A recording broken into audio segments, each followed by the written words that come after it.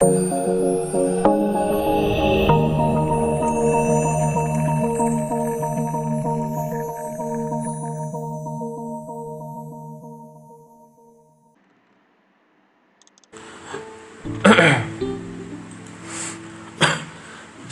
corporate social marketing ini memang dirancang untuk mempengaruhi perilaku perorangan guna memperbaiki kesejahteraannya maupun masyarakat.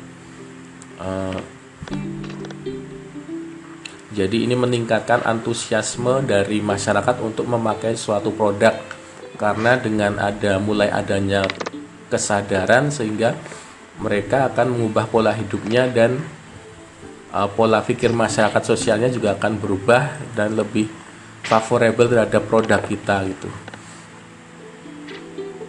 Lanjut ya, ini tentang corporate philanthropy. Yang keempat adalah corporate philanthropy. Ini adalah memberikan kontribusi secara cuma-cuma, kontribusi langsung secara cuma-cuma atau charity dalam bentuk donasi, hibah dana, sumbangan atau bantuan lainnya kepada kegiatan amal maupun suatu social cause tertentu. Jadi ini baru yang sumbangan-sumbangan tadi. Corporate philanthropy ini, jadi CSR tidak hanya melulu berupa memberikan uang ya, tapi juga ada kegiatan-kegiatan lain. Kalau berupa uang ya ini termasuk ke dalam bentuk corporate philanthropy ini, yaitu adalah tindakan perusahaan untuk memberikan kembali kepada masyarakat sebagian dari kekayaan perusahaan sebagai ungkapan terima kasih atas kontribusi masyarakat. Itu adalah definisi corporate philanthropy menurut Roswell gitu ya. Contohnya misalnya ada beasiswa Jarum, yaitu yang memberikan beasiswa terhadap angkatan-angkatan sekolah. Contoh yang lain lagi adalah Telkomsel menyumbang 1,6 miliar untuk 55 yayasan dalam kegiatan Safari Ramadan pada tahun 2010. Ini juga termasuk bentuk corporate philanthropy. Contoh yang lain lagi, PT Petrokimia Gresik, hand traktor dan alat pencacah rumput ini memberikan sumbangan kepada wakil masyarakat desa di Kabupaten Gresik. Jadi sumbangan ini bukan hanya berupa uang, tapi juga bisa sumbangannya berupa produknya itu sendiri. Seperti Petrokimia Gresik ini menghibahkan traktor, menghibahkan hand traktor, produknya diberikan secara gratis, secara cuma-cuma kepada desa di Kabupaten Gresik. Hand traktor atau pencacah rumput gitu ya. Jadi kan ini bisa juga bermanfaat untuk memperkenalkan produk kita. Mungkin orang-orang belum tahu kualitas produk kita atau bahkan belum tahu apa sih produk kita. Kita lakukan corporate philanthropy dulu, memberikan sumbangan produk kita secara gratis dulu agar mereka tahu produk kita. Kemudian setelah tahu kualitas kan mereka akan bercerita ke orang-orang, sehingga semakin banyak orang yang tahu produk kita dan akan meningkatkan penjualan. Itu juga akhirnya akan bermanfaat juga untuk perusahaan. Baik, kemudian lanjut implementasi selanjutnya dari CSR adalah berupa community volunteering atau kegiatan mendukung dan mendorong para karyawan ataupun mitra bisnis untuk merelakan sebagian waktu mereka untuk membantu organisasi dan aktivitas sosial kemasyarakat lokal. Jadi community volunteering jadi seperti public service gitu ya. Jadi mengabdi kepada masyarakat. Jadi ada karyawan ataupun mitra yang diminta untuk terjun langsung ke masyarakat untuk mengabdi gitu. Jadi contohnya adalah membersihkan sampah di sekitar perusahaan atau tempat tinggal karyawan, yaitu meluangkan waktu untuk melayani para manula di panti jompo dan lain-lain. Jadi misalnya karyawan tersebut diminta untuk terjun langsung untuk menanam 1 juta pohon misalnya. Misalnya bisnis pabrik kertas tadi, kemudian dijadwalkan kegiatan menanam 1 juta pohon. Jadi karyawannya bekerja sama dengan organisasi sosial pencinta lingkungan untuk turun langsung ikut menanam pohon. Itu juga termasuk bentuk CSR, community volunteering.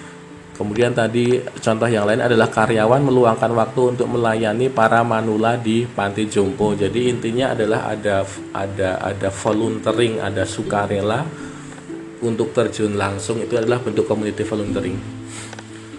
Kemudian yang keenam atau yang terakhir menurut Kotler, bentuk dari CSR adalah socially responsible business practice, atau menerapkan praktek bisnis diskresionari atau bukan karena tekanan hukum, peraturan standar, moral, ataupun etika.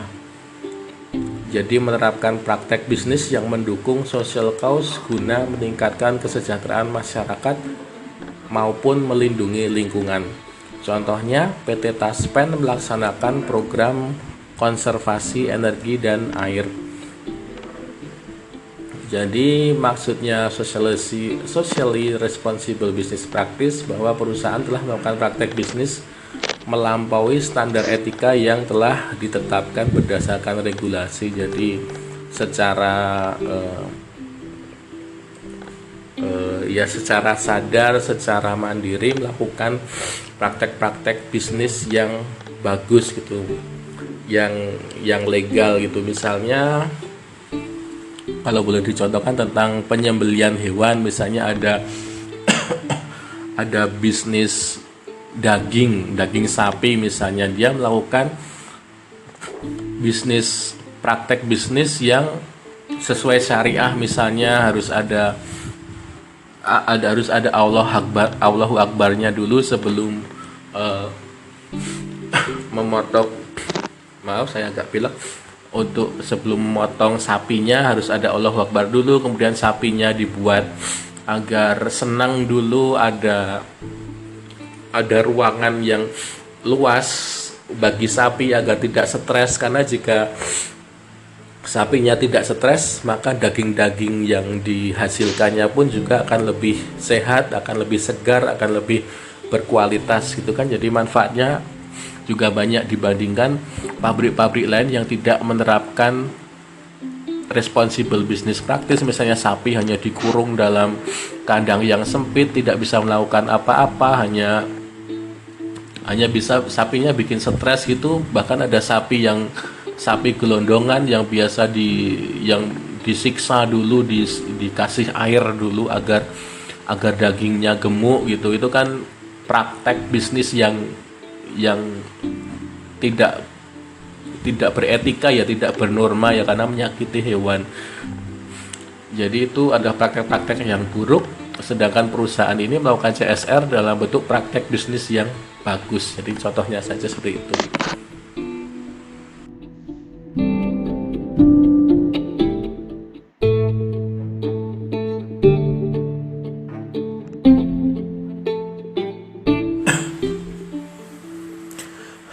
Oke, kita lanjutkan Bakti Lovers. Di rekaman sebelumnya kita sudah berbicara banyak tentang CSR.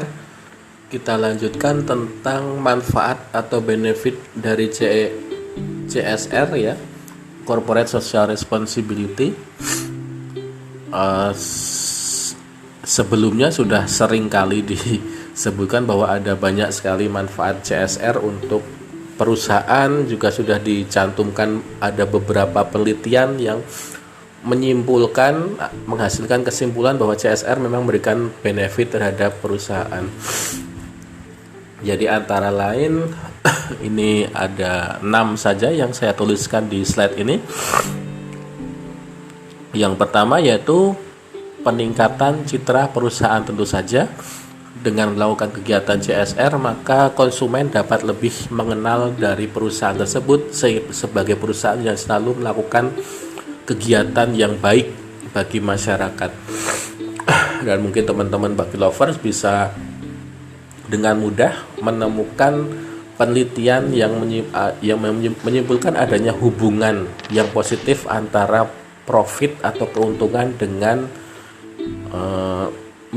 citra dari perusahaan. Jadi citra dari perusahaan itu akan berpengaruh positif dengan profitabilitas suatu perusahaan. Dan CSR ini ternyata bisa meningkatkan citra dari suatu perusahaan. Jadi dia mempunyai keunggulan dibandingkan perusahaan yang lain, perusahaan kompetitor yang memproduksi barang yang sejenis. Jadi mempunyai keunggulan citra. Kemudian benefit yang lain adalah untuk memperkuat brand perusahaan. Tentu saja memperkuat citra dan memperkuat brand atau brand dari perusahaan.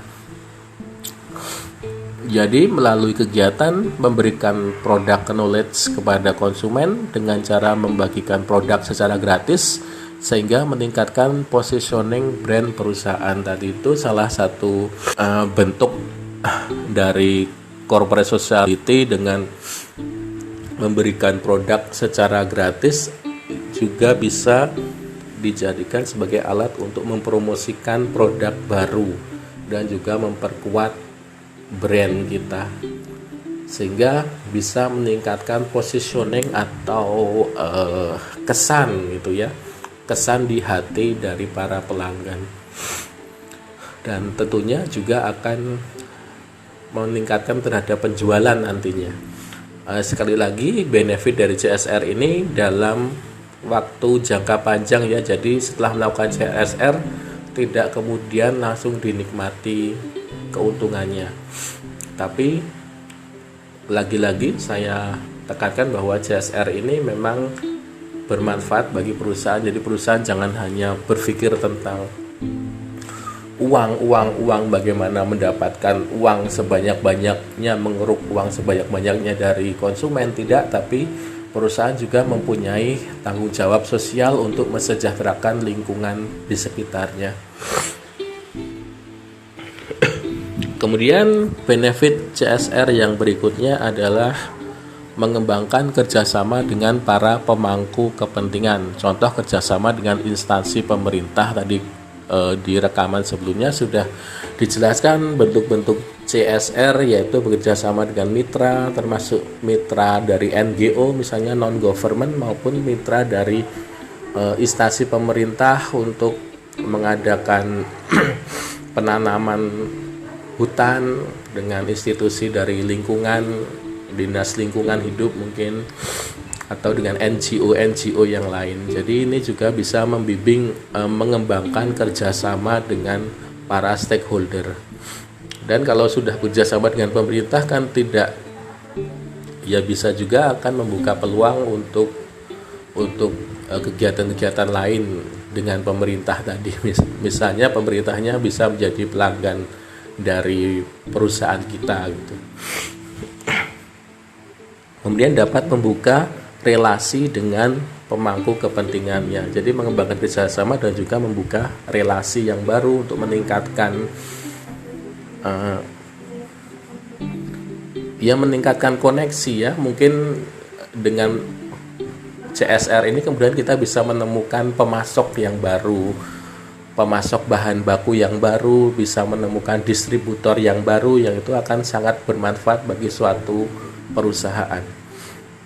Kemudian yang kelima adalah untuk membedakan perusahaan dengan pesaingnya. Tentu saja ini berhubungan dengan meningkatkan citra perusahaan tadi, karena perusahaan sehingga mempunyai keunggulan komparatif dibandingkan pesaingnya daripada perusahaan pesaingnya yang tidak melakukan CSR. Kemudian keuntungan yang keenam adalah untuk menghasilkan inovasi dan pembelajaran. Baik, itu tadi antara lain benefit dari CSR, dari hanya sebagian saja dari beberapa banyak benefit dari CSR. Mungkin teman-teman Bakti Lovers bisa menemukan yang lain.